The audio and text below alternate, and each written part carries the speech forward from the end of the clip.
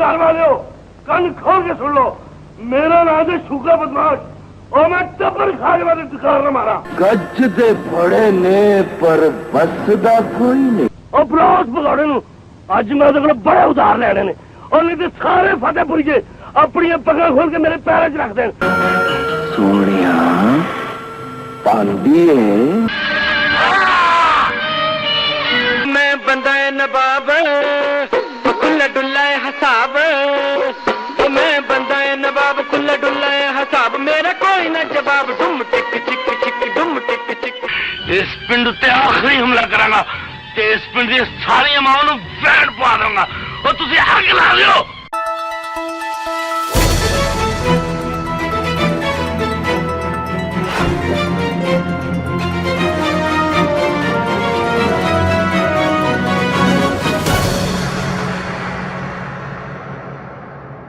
बिस्मिल्लाहिर्रहमानिर्रहीम। Daily publisher के साथ अब्दुल्ला महाजिर आपकी खिदमत में हाजिर है। नाजरीन, आजकल हर तरफ मौजूद गुफ्तगू एक ही है कि वो जो हमारे मुल्क के सियासी सूरत हाल है और ख़ास तौर पे जो कौमी असम्बली में तारीख अदम एतमाद पेश की गई है और तमाम अपोजिशन जमातें एक तरफ हैं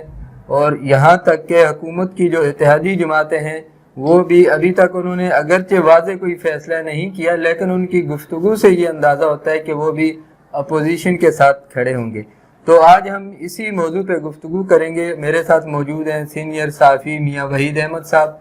अस्सलाम वालेकुम मियाँ साहब। वालेकुम अस्सलाम। ये मियाँ साहब, आप ये जो कुछ सियासी तौर पे इस्लामाबाद में हो रहा है इस बारे में आपकी क्या राय है कि ये किस तरफ जा रही है गेम? जी, असल में तो अब्दुल्ला साहब देखने वाली ये चीज़ है कि सबसे पहले जो हुकूमत जमात होती है उसको अपने अंदर के लोगों को भी देखना पड़ता है और जिन जमातों का उनके साथ इल्हाक है उनको भी देखना पड़ता है। तो बेसिकली जो है, अगर आप बगौर मुशाहिदा करें तो सबसे पहले जो है हुकूमत अपने पीटीआई के अरकान की तरफ से जो है वो धरेबंदी शुरू हुई, जिसकी वजह ये थी कि जो इलेक्टेबल लोग थे, जो अवाम का वोट लेके आए हुए लोग थे, जो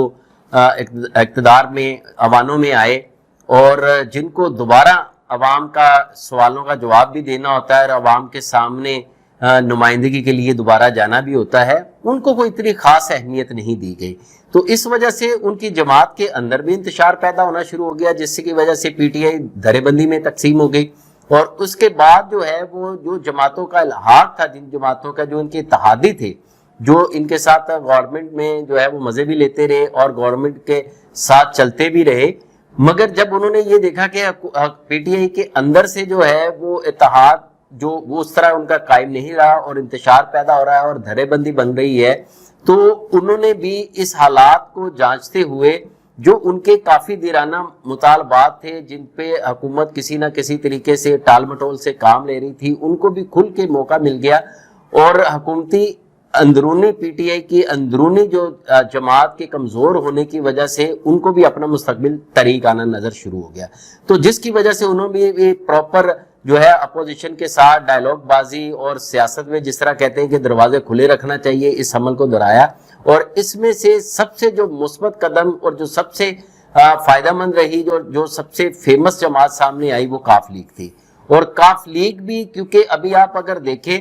तो वो प्रॉपर उन्होंने कोई ऐलान तो नहीं किया, मगर हालिया जो है चौधरी शुजात साहब का इंटरव्यू और परवेज इलाही साहब का इंटरव्यू और मोनस इलाही साहब का और शेख रशीद साहब के साथ जो उनका मसले मसाइल बने, वजह तनाज़ात बनी और डायलॉग बाजी होती रही, बिल्कुल फिल्मी की तरह जो है वो जैसे फिल्मों में जो है वो विलन और हीरो एक दूसरे को डायलॉग बाजी करते हैं, उसी की तरह डायलॉग बाजी थी। तो इसके बाद जो है उन लोगों ने भी ये सोचा कि हमें भी कोई ना कोई अपनी सियासी साख को बचाने के लिए कोई मुस्बत कदम लेना पड़ेगा और हमें अपनी हैसियत को इनफरादी तौर पर मनाने के लिए एक इंडिविजुअल फैसले लेने पड़ेंगे। और इसलिए उन्होंने भी ये ऐलान तो कर दिया है कि हम हालात व वाक़यात को देखेंगे, और ये एक उन्होंने भी शर्त रखी है, या इस बात को भी वो पॉइंट आउट कर रहे हैं कि हुकूमत पहले अपनी जमात के अंदरूनी मामलात को देखे,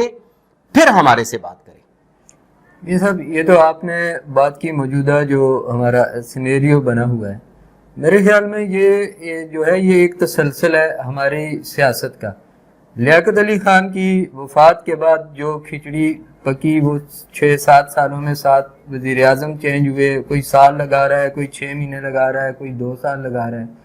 اس کے بعد آمریت آ گئی, وہ تو ایک الگ سسٹم ہوتا ہے, جو سال وہ لگانے تھے وہ لگا کے گیا. اس کے بعد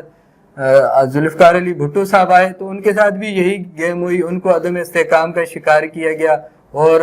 ایک تو سیاسی ان کے مخالف تھے, دوسرا وہاں سے بس نہ چلا تو تحریک نظام مصطفیٰ چل گئی اور سارے ان کے خلاف اکٹھے ہو گئے اور ان کو ان کے انجام تک پہنچایا.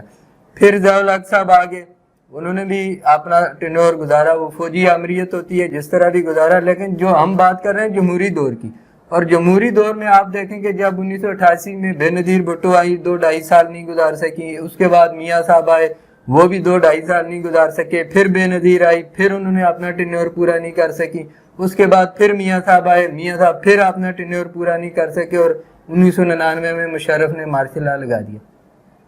اس کے بعد مشرف کی قائم کردہ اسمبلی میں آپ دیکھیں کہ جمالی صاحب اپنی مدت پوری نہیں کر سکے. اور اس کے بعد جب 2008 میں پاکستان پیپلز پارٹی کی حکومت آئی, اس کے ساتھ بھی کیا ہوا, عدم استحکام کا شکار رہی اور گیلانی صاحب عدالتی ایک فیصلے کی وجہ سے نائل ہوئے. پھر میاں صاحب کی حکومت آئی, وہ بھی ایک عدالتی فیصلے کی وجہ سے نائل ہو گئے. تو یہ میرے خیال میں ایک تسلسل ہے جو ایک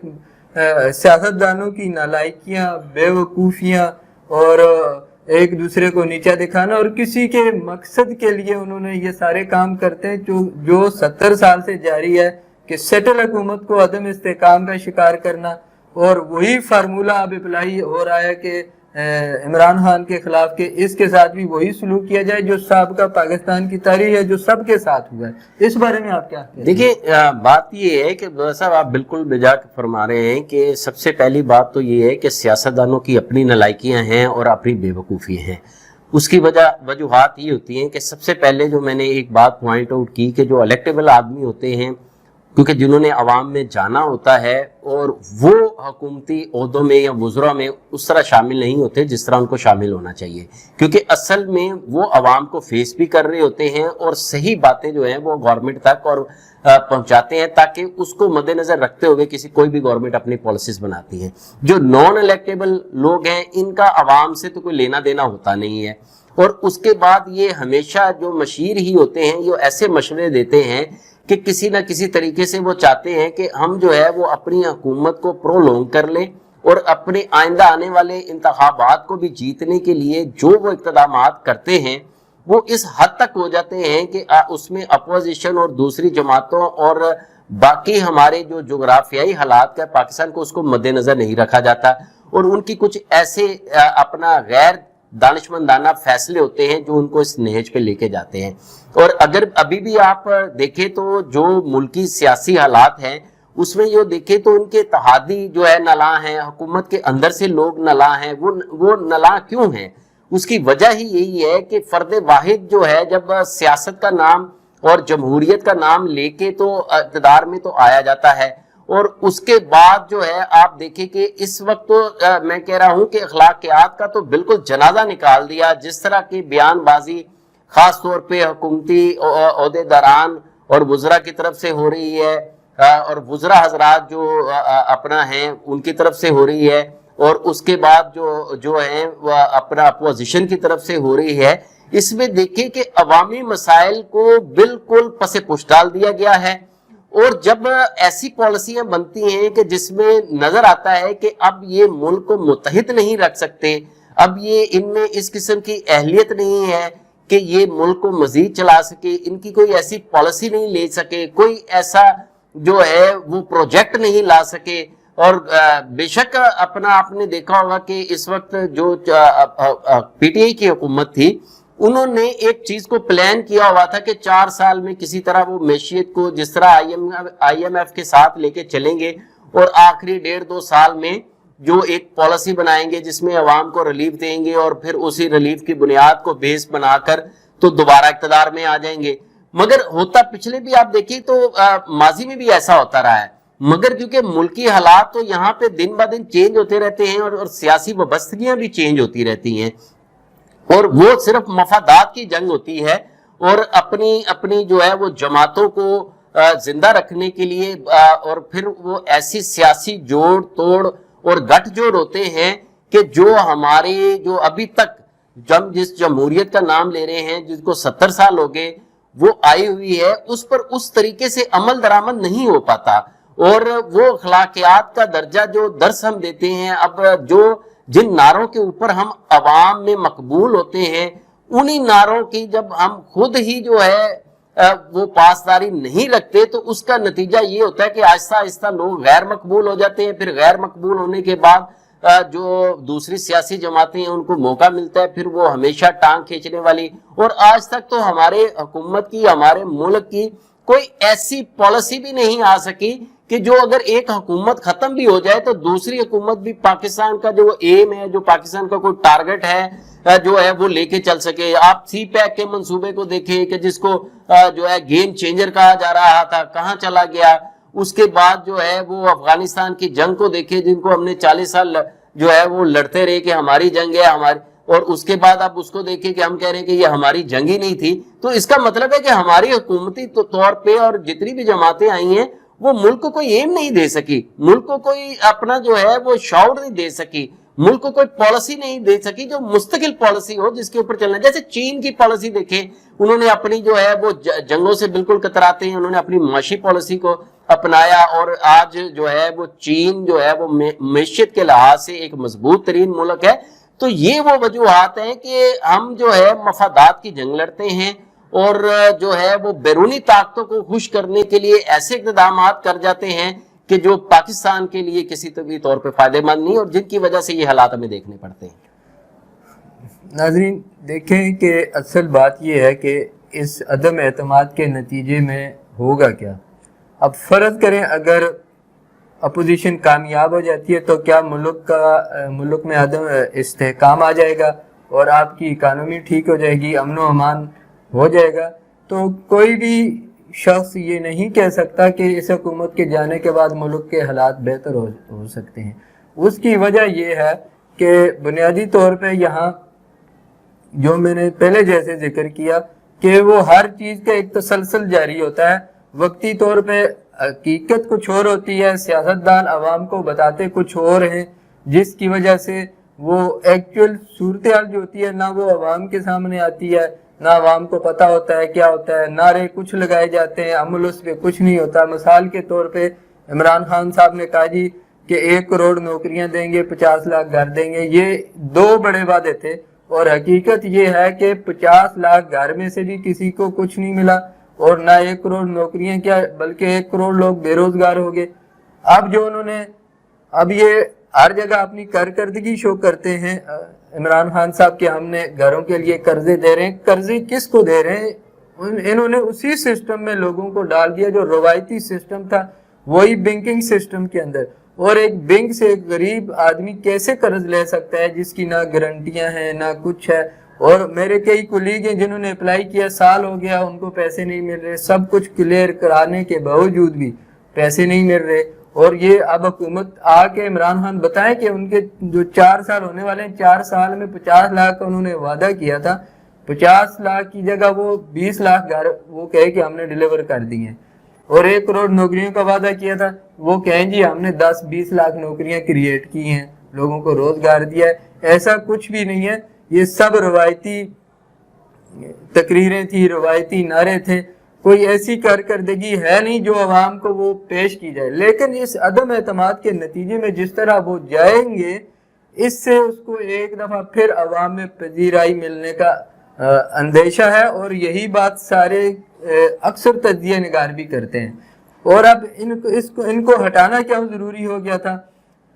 ہٹانا ان کو اپوزیشن کی نظر میں اس لیے میرے خیال میں ضروری ہے. ایک تو اگلے کچھ عرصے میں نئے آرمی چیف کا تقرر ہے، اور اس کے بعد الیکشن کا پروسیس ہے. ظاہر ہے جو حکومت ہوتی ہے ٹیک اپ کی جو حکومت ہوتی ہے وہ بھی اکثر لوگ انہی کی مرضی کے ہوتے ہیں، تو وہ کئی چیزیں اپوزیشن کے خلاف جاتی ہیں. تو یہ موقع اپوزیشن ان کو نہیں دینا چاہتی، جس کی وجہ سے اس میں انہوں نے ایک اور پر بھی چیز ہے لبرل عبداللہ صاحب، اس میں ایک اور بھی چیز ہے کہ جو گورنمنٹ نے پلان کیا تھا، جو میں سمجھتا ہوں کہ جو مشیروں نے ان کو مشورہ دیا تھا کہ ہم آخری 1.5 سال میں عوام کو ریلیف دیں گے، تو جو اپنا وہ ریلیف دینے کی باری آئی تو اپوزیشن بھی دیکھیں کہ انہوں نے تو سیاست کر رہی ہوتی ہے، اپوزیشن نے تنقید کرنی ہوتی ہے، اپوزیشن میں بھی ان دنوں کو جو ہے وہ مد نظر رکھا ہوا تھا. اس سے پہلے جتنے بھی آئی ایم ایف سے معاہدے تھے انہوں نے وہ گورنمنٹ کے کھاتے میں ڈال دیے تاکہ ہم ان کو پلی بنا کے اور ان کو وجوہات بنا کے نئے آنے والے الیکشن کو لڑ سکے. اور حکومت نے جو صحت کارڈ دیے، اس کے بعد حکومت نے جو ہے احساس پروگرام اور دوسرے پروگرام شروع کیے، تو ان کے حکومت بینیفٹ آنے والے الیکشنوں میں بینیفٹ لینے چاہتے تھے. جو پٹرول کی قیمت انہوں نے ایک جگہ پہ جو ہے وہ مستحکم کی کہ انکریز نہیں ہوگا، تو یہ ساری چیزیں جو تھی. اور پرویز الہی کا کل کا انٹرویو دیکھ لے تو انہوں نے کہا ہے کہ عمران خان صاحب خود ہی گھبرائے ہوئے ہیں. یعنی کہ وہ کہتے ہیں کہ عمران صاحب کا یعنی کہ جس طرح کوئی ایک نے چیز پلان کی ہوتی ہے اور ان کے پلان کے مطابق چیزوں میں جب ڈسٹربنس پیش آتی ہے تو وہ گھبراہٹ کا عمل جو انہوں نے پلان کیا تھا جو آنے والے الیکشنوں کے لیے، تو وہ نظر آ رہا ہے. تو اس موقع پہ جو سب سے جو زیادہ میں سمجھتا ہوں نقصان ہے وہ سیاست میں اس اخلاقیات کا نقصان ہے جس کا درس ہم دیتے تھے، جس کی ہم ریاست مدینہ کی باتیں کرتے تھے. اور اپوزیشن جو ہے وہ اس وقت اس طرح مظلوم بن گئی ہے، اور وہ تمام جو تھے نیب کے جو ان کے کیسز تھے وہ ان کو ڈھال کے طور پہ استعمال کر رہے ہیں کہ یہ سیاسی بنیادوں پہ بنائے گئے تھے. دیکھیں پیسہ تو 1 روپیہ بھی جو ہے وہ برآمد نہیں ہوا، اور عمران خان صاحب نے جو نعرے لگائے تھے کہ نکال لیں گے پیسہ، ایسے کر لیں گے، اور وہ جو اپنا جو ڈائلاگ بازی تھی وہ کہ جی ہم ان کے جو ہے وہ سارے اثاثے منجمد کر دیں گے، وہ دھرے کے دھرے رہ گئے. اور عوام کی جو امیدیں تھی وہ بالکل جو ہے جس امید کے اوپر انہوں نے عمران خان کو ایکسیپٹ کیا تھا وہ ہوتی ہوئی نظر نہیں آ رہی تھی. حالانکہ جو وزراء حضرات ہوتے ہیں، جو سیاسی جماعتیں ہوتی ہیں، وہ بالکل آپ نے بے جا فرمایا کہ ایسے نعروں پہ آتی ہیں جن کا وہ امپلیمنٹیشن ہو ہی نہیں سکتی. اس کی نسبت اگر اس وقت وہ اپنی گفتگو کو اس نہج پہ یا اس لیول پہ رکھ کے بات کریں کہ ہم یہ چیزیں کریں گے، کیونکہ وزیر اعظم صاحب ہیں، جو وزراء حضرات ہیں، جو مشیر ہیں، وہ عدالت تو ہے نہیں، کیونکہ عدالت ان کا کام تو صرف عدالتوں تک لے کے جانا ہوتا ہے. آگے عدالتوں کا کام ہوتا ہے ہم یہی چیز جو ہے اپنے جب تقریریں کرتے ہیں، جب بلند و بالا ہم نعرے لگاتے ہیں تو اس میں یہ چیزیں ہم پوائنٹ آؤٹ کر لیں تو میرا خیال ہے کہ ہماری سیاست ایک اچھے رخ پہ اوپر چلے گی. اور اس وقت جو ملکی حالات اور جس طرح اپوزیشن نے جو ہے وہ دھرنے کی کال دے دی اور اس کے بعد جو ہے وہ حکومت نے دھرنے کی کال دے دی، میرا خیال ہے کہ یہ دھرنوں کا وقت تو نہیں ہے. اگر ہم سیاسی لوگ ہیں اور اگر ہم ملک میں سیاست کا استحکام چاہتے ہیں تو ہمیں چاہیے کہ ہم پارلیمنٹ کے اندر، ہم اسمبلی کے اندر جو ہے اپنی اکثریت کو ثابت کریں، نہ کہ اس طرح کا ماحول کریٹ کریں، اس طرح کی فضا کریٹ کریں کہ جس میں ملک میں ایک انتشار پھیلنے کا خدشہ ہو. یہ تو میری یہ حکومت سے اور پی ٹی آئی کی جماعت سے اور اپوزیشن جماعتوں سے، تمام جماعتوں سے گزارش ہے کہ خدا را اس وقت جو دنیا کے حالات چل رہے ہیں، اس وقت جو معیشت کے حالات چل رہے ہیں، اس وقت جو ملک کے حالات چل رہے ہیں، آپ عوام کو کسی ایسی دوزخ کی طرف مت دھکیلیں کہ جس سے جو ہے وہ واپسی مشکل ہو جائے. یہ ویسا آپ نے درست فرمایا. اب دیکھیں تاریخ عدم اعتماد پیش ہو چکی ہے.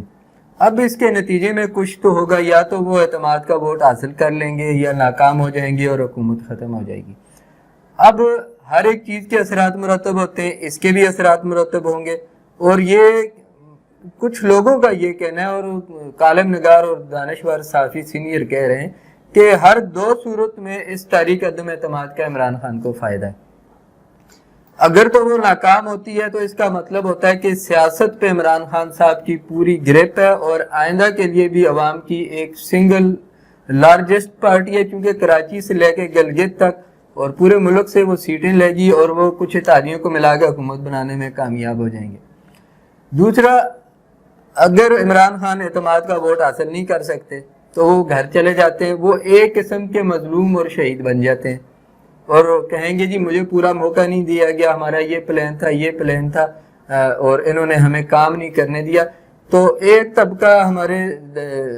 سنجیدہ صحافی حضرات کا یہ بھی سمجھتا ہے کہ یہ بھی تحریک عدم اعتماد کو کامیاب کروانا اور عمران خان خود جان چھڑوانا چاہتا ہے. اور یہی وجہ ہے کہ جب وہ ایم کے پاس گئے, اور کل چودھری صاحب نے بھی اپنے انٹرویو میں کہا کہ جب وہ ان سے ملنے گئے انہوں نے کسی ان ایشو پہ اتنی زیادہ بات ہی نہیں کی, اور روایتی باتیں کر کے چائے پانی پی کے اٹھ کے آگے. تو اس بارے میں آپ کیا کہتے ہیں کہ یہ ہر دو صورت میں یہ عمران خان کا فائدہ کیا آپ کو بھی نظر آ رہا ہے؟ جی دیکھیے بالکل اسی طرح ہیں عبداللہ صاحب. اپنا جو اس وقت پی ٹی آئی ہے وہ کیونکہ اس جو وعدے وعید کر کے جو ڈلیور ہو نہیں سکا, تو اس میں وہ اس طرح کی خود بھی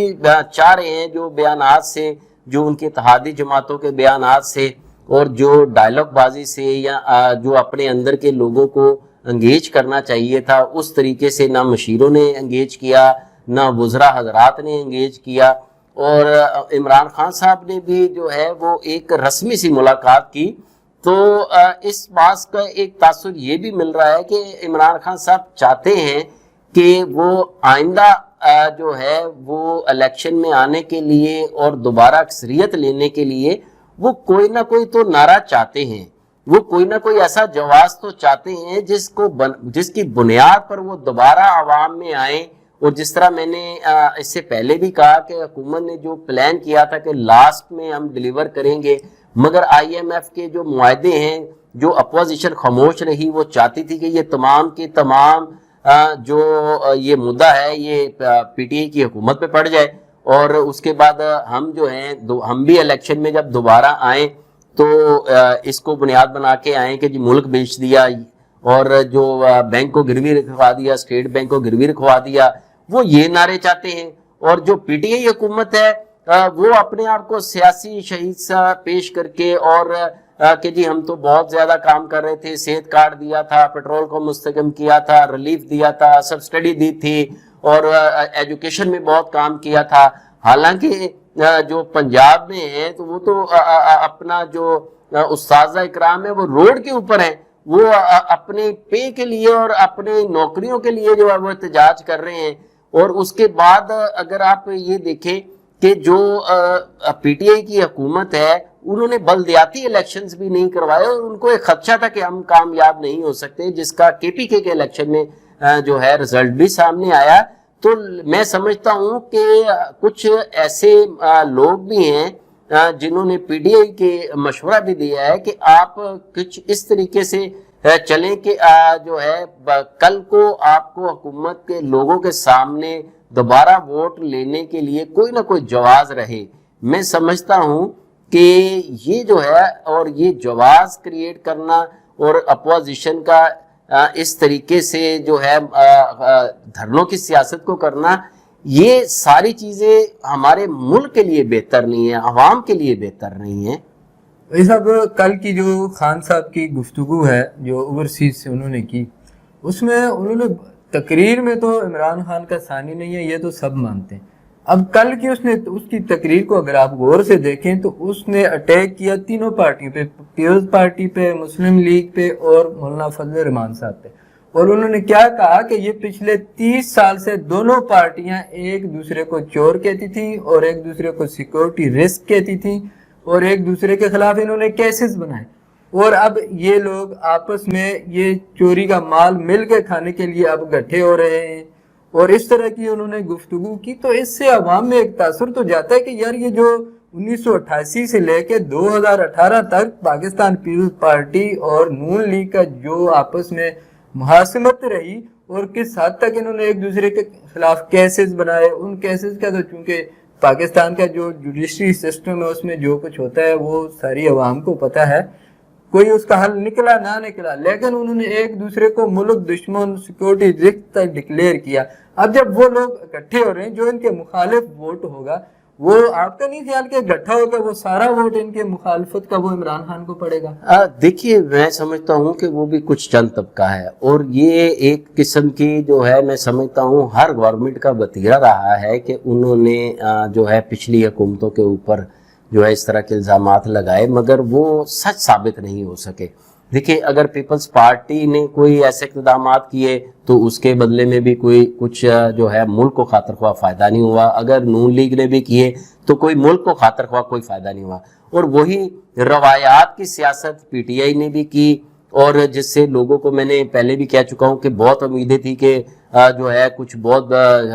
جو ہے وہ اچیومنٹ نظر آئیں گی مگر اس کی کارکردگی بھی زیرو ہی رہی. اب یہ میں سمجھتا ہوں کہ ہماری ملکی سیاست میں ایک بہت بڑا یہ بھی المیہ ہے کہ جس طرح خان صاحب نے 70 سال کی پچھلی حکومتوں کے اوپر دعوے کیے تو وہ تو پاکستان بننے سے لے کے اب تک انہوں نے کہا کہ جی سب بھی جو ہے وہ ملک کو صحیح طریقے سے چلایا نہیں گیا اور اس طریقے سے دیکھا نہیں گیا. تو اب جس طرح خان صاحب کے دور میں جو ہے وہ گو کے کچھ کیسز پچھلی حکومتوں کے تھے بنائے ہوئے تھے ایک دوسرے کے خلاف, وہ ان کے ٹرائل ہوئے اور کچھ موجودہ کیسز تھے مگر اس سے بھی وہ نتائج جو ہے وہ برآمد نہیں ہو سکے جس کی عوام ابھی امید کرتی تھی. تو اب عوام بھی بڑی باشعور ہو گئی ہے, وہ سمجھتی ہے کہ ہر آنے والی گورنمنٹ یہی کرے گی اور میں سمجھتا ہوں کہ یہ تو ایک ایسا سلسلہ چل نکلا ہے کہ آنے والی بھی گورنمنٹ یہی کہے گی. اور اگر پی ٹی آئی کی حکومت میں آپ جو لوگ دیکھیں تو وہ انہی جماعتوں سے آئے ہوئے لوگ ہیں, کوئی نئے لوگ تو ہیں نہیں, نئے چہرے تو ہیں نہیں. یہ وہی لوگ ہیں جو کاف لیگ کے تھے, جو نون لیگ سے تھے, جو پیپلز پارٹی کے تھے, وہی لوگ جو